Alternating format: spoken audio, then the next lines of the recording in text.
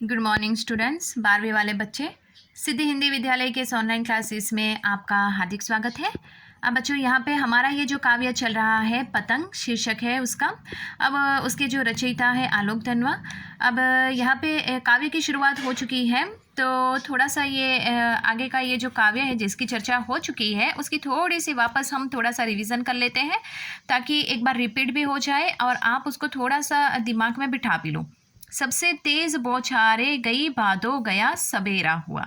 सबसे तेज बौछारें यानी कि बारिश की जो रिमझिम होने वाली बारिश है, अब वो धीमे मंद पड़ गई है। अब भादों की मौसम यहाँ पे ख़त्म हो गई है, अंधेरा ख़त्म हो गया, सवेरा हुआ। सवेरा यानी शरद ऋतु की शुरुआत हुई। खरगोश की आंखों जैसा लाल सवेरा, यानी सुबह जिस प्रकार से सूरज की किरणें निकलती है, ये सूरज की किरणों की तुलना यहाँ पे खरगोश की लाल आंखों के समान की गई है। सूरज की किरण जैसे देखने पर ऐसा प्रतीत होता है मानो खरगोश की जैसी लाल आंखें करके हमें देख रही हो। शरद आया पुल को पार करते हुए, यहाँ पे शरद ऋतु की तुलना इंसान के साथ हुई है, उसको मानवीयकरण के रूप में रखा गया है। तो यहाँ पे उसकी तुलना मनुष्य के साथ हुई। तो शरद ऋतु जैसे कि इंसान का स्वरूप धारण करते हुए अपनी नई चमकीले साइकिल तेज चलाते हुए, शरद ऋतु, वापस ध्यान दीजिएगा बच्चों, शरद ऋतु जो है अपनी चमकीली साइकिल पर बैठकर तेज गति से कहाँ पुल को पार करते हुए, घंटी बजाते हुए ज़ोर ज़ोर से और बहुत ही तेज़ गति से घंटी बजाते हुए वो क्या करता है, चमकीले इशारे से बुलाते हुए और इस संसार में आ पहुंचा। शरद ऋतु जो है अपनी चमकीली साइकिल के ऊपर तेज गति से आगे बढ़ते हुए, पुलों को पार करते हुए, घंटी बजाते हुए ज़ोरों ज़ोरों से इस संसार में पहुंचकर बच्चों को चमकीले यानी सुंदर से संकेत देते हुए बुला रहा है। किनको? बच्चों को। कौन बुला रहा है? शरद ऋतु। पतंग उड़ाने वालों बच्चों के झुंड को चमकीले इशारों से बुलाते हुए। किसको? पतंग उड़ाने वाले बच्चे जो होते हैं उनको पतंग उड़ाना बहुत अच्छा लगता है, तो इन बच्चों के समूह को वो बुला रहा है इशारे कर करके। आकाश को इतना मुलायम बनाते हुए, आकाश को सुंदर सूर्य की किरणों से सुंदर और तेज गति ठंडी हवाओं के साथ सुंदर बनाते हुए बच्चों के झुंड को पतंग उड़ाने के लिए शरद ऋतु बुला रहा है। कि पतंग ऊपर उठ सके, दुनिया की सबसे हल्की और रंगीन चीज़ उड़ सके। दुनिया की सबसे हल्की और रंगीन चीज़ कौन सी है? पतंग। दुनिया का सबसे पतला कागज़ उड़ सके। मैंने आपको आगे वाले वीडियो में बताया कि पतंग का कागज़ पतला होगा, नाजुक मुलायम होगा, तभी पतंग आकाश में उड़ पाएगी। बांस की सबसे पतली कमानी उड़ सके। उसमें जो लकड़ी का इस्तेमाल होता है कमानी के रूप में, वो बांस की लकड़ी का इस्तेमाल होता है, दूसरी लकड़ी का इस्तेमाल नहीं किया जा सकता, क्योंकि ऐसा करेंगे तो वो पतंग आकाश में उड़ेगी ही नहीं।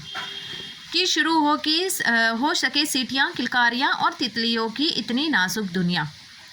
यहाँ पे पतंग उड़ाने के लिए उन बच्चों को बुलाते हैं। ठंडी शरद ऋतु आ पहुँची है पृथ्वी पे, इस संसार में, और बच्चों को इशारा कर रही है कि सुबह में जल्दी उठकर पतंग उड़ाए।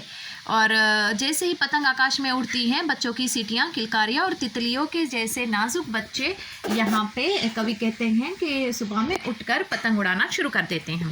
यहाँ तक हमने देखा था। अब थोड़ा और आगे देखते हैं। जन्म से ही वे अपने साथ लाते हैं कपास। कपास यानी रुई। अब बच्चे कोई जन्म के साथ कोई अपने साथ कपास लेकर नहीं आते हैं, लेकिन कहने का तात्पर्य है जन्म से ही वो अपने साथ रुई, बहुत कैसा होता है? कोमल। तो ये कोमलता का भाव बच्चे अपने, हर एक बच्चे, चाहे वो किसी भी प्रकार गोला हो, मतलब काला हो या गोरा हो या किसी भी प्रकार का हो, तो वो बच्चा अपने साथ वो कोमलता, वो नाजुकपन इस संसार में लेकर आता है। पृथ्वी घूमती हुई आती है इनके बेचैन पैरों के पास। बच्चे जो होते हैं वो अपने नाजुक, उनके कदम जो होते हैं वो बहुत नाजुक होते हैं, तो वो अपने पैरों, अर्थात अपने छोटे छोटे नन्हे पैरों से, नाजुक पैरों से ये पृथ्वी को, गोल घूमती हुई पृथ्वी के ऊपर वो दौड़ मचाते हैं, आवाज़ें करते हैं। अपने चंचल पैरों की छाप वो इस पृथ्वी पर छोड़ते हैं।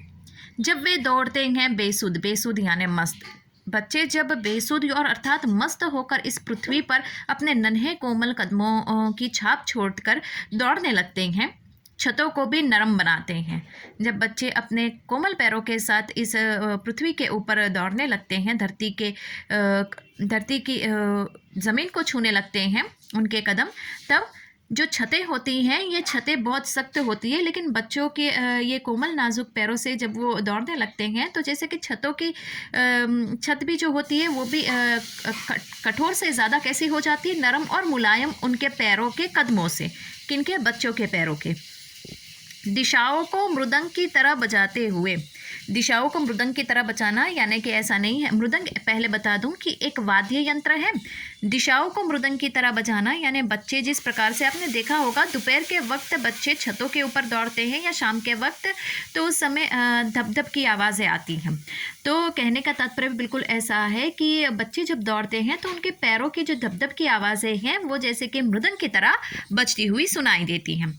जब वे पैंग भरते हुए चले जाते हैं, पैंग भरते हुए अर्थात झूला झूलना, पहले थोड़ा समझ लेते हैं। जब वे पैंग भरते हुए चले जाते हैं, पैंग भरना यानी झूला झूलना। डाल की तरह लचीले वेग से अक्सर, जब बच्चे दौड़ते हैं तो ये नाजुक मुलायम बच्चे नाजुक मुलायम पैरों से नन्हे नन्हे कदमों से दौड़ते हैं, तो जैसे कि उनका शरीर जैसे कि ऐसा लगता है झूला झूल रहा हो, ऐसा प्रतीत होता है। डाल की तरह लचीले वेग से अक्सर, जब बच्चे दौड़ते हैं तो जैसे कि आपने देखा होगा, उदाहरण के तौर पे कवि कहते हैं कि पेड़ों के ऊपर की जो डालें होती हैं वो हवाओं, तेज़ हवाओं के माध्यम से कैसे झूलने लगती है, उसमें लचीलापन आता है।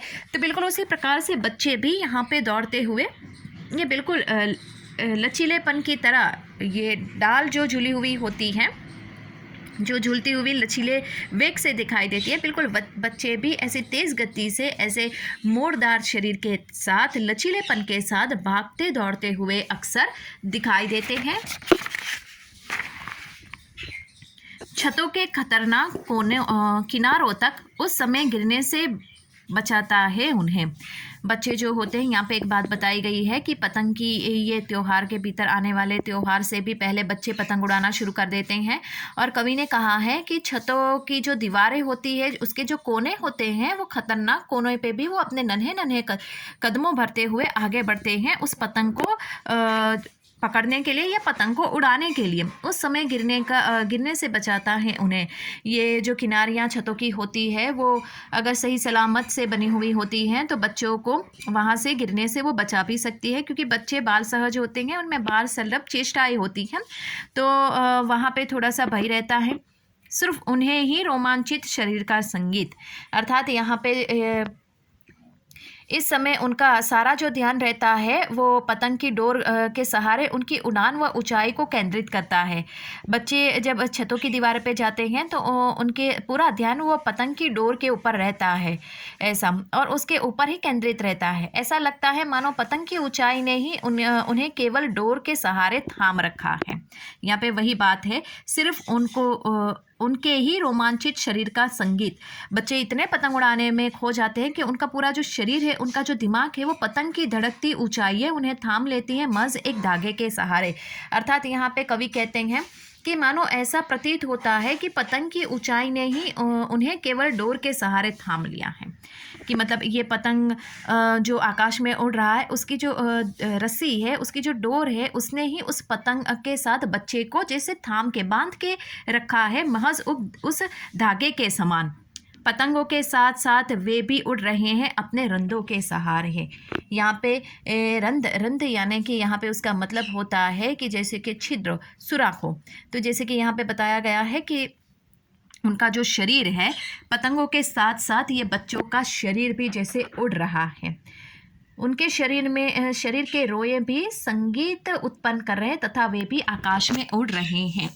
बच्चों का शरीर भी रोमांचित शरीर संगीत, यानी कि यहाँ पे बच्चों का शरीर जो हो रोए यानी कि हमारे शरीर के ऊपर जो नाजुक मुलायम यहाँ पे जो छिद्र होते हैं, अर्थात जो रोम होता है हमारा, वो भी जैसे कि कभी कभी कैसे पुलकित हो जाते हैं, तो वो जो रुएदार होती हैं हमारे रोम जो होते हैं वो जैसे खड़े हो जाते हैं। बिल्कुल उसी प्रकार से यहाँ पे इतने खुश हो जाते हैं बच्चे कि उनके रोम जो है वो संगीत जैसे प्रतीत होते हैं, और उसके साथ साथ यहाँ पे वो भी अपने शरीर मतलब उनका शरीर भी जैसे पतंग की तरह, पतंग तो आकाश में उड़ी रही है, लेकिन वो ऐसा उनको बच्चों को लगता है कि वो भी आकाश में ही पतंग के साथ उड़ रहे हैं। अब यहाँ पे मैं आपको बच्चों ये चित्र दिखा देती हूँ। आपके पास किताब होगी तो उसमें आप देख सकते हो कि पतंग का ये जो लेसन हमारा चल रहा है उसमें देखो यहाँ पे है, देखो ये चित्र दिखाया गया है। शरद ऋतु इंसान का रूप धारण करके अपने चमकीली साइकिल पर बैठकर ये पुलों को पार करते हुए सुबह में इस दुनिया में आता है और बच्चों के समूह को जगाता है। हर एक आपको देखो, मैं आपको बहुत बारीकाई और नज़दीकी से दिखा रही हूँ इस वीडियो में। हर एक घरों के छत के ऊपर देखो बच्चे आ गए हैं और यहाँ पे हम देख सकते हैं कि सब पतंग उड़ा रहे हैं। आकाश में सबकी पतंग देखो कितनी उड़ रही है, इतने खुश हैं। और वो मैंने आपको बताया ना कि उनके नन्हे नन्हे कदम इन छतों की किनारियों के, देखो यहाँ पे एक बच्चा जो है छतों की किनारी पर खड़ा है, लेकिन फिर भी उसके हाथ में ये जो डोर है, जैसे मानो ऐसा प्रतीत होता है ये पतंग की डोर ने ही इस बच्चे को थाम के रखा है। यहाँ पे भय रहता है यहाँ से नीचे गिर जाने का, लेकिन फिर भी बच्चे को पूरा आत्मविश्वास के साथ वो यहाँ पे खड़ा है। बच्चों ऐसा नहीं करना है। एक सलाह मैं आपको देती हूँ, कभी भी आप पतंग उड़ाओ तो जो छतों की किनारियाँ होती हैं उन पे चढ़ना नहीं चाहिए, उससे थोड़ा दूर रहना चाहिए ज़्यादातर हो सके उतना, क्योंकि हमारी जान को खतरा हो सकता है। तो यहाँ पे ये जो चित्र दिया गया है उसमें दिखा है नन्हे नन्हे बच्चे ये किस प्रकार से पतंग उड़ाने में मशगूल हो जाते हैं और अपनी पतंग जो है वो आकाश में उड़ाने के लिए बेचैन हो जाते हैं। यहाँ पे रुकते हैं और बाकी का जो काव्य है बच्चों वो नेक्स्ट वाले वीडियो में हम देखेंगे। Thank you.